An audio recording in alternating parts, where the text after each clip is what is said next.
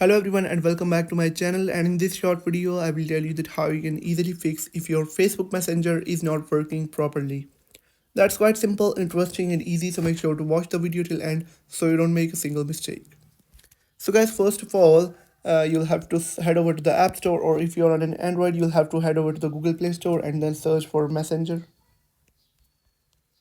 and then search and open Messenger, and if it says update like this you'll have to tap on update and Facebook Messenger will be updated to the latest version, which will fix all the bugs and glitches on your Facebook Messenger app.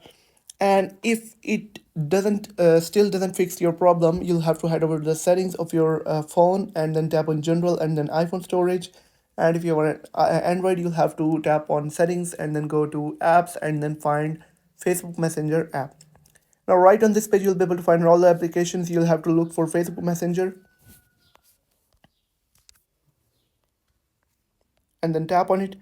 All you have to do is to offload the app and then reinstall it. And if you're on an Android, you'll have to clear cache and then clear data and then reinstall the app from the Google Play Store after uninstalling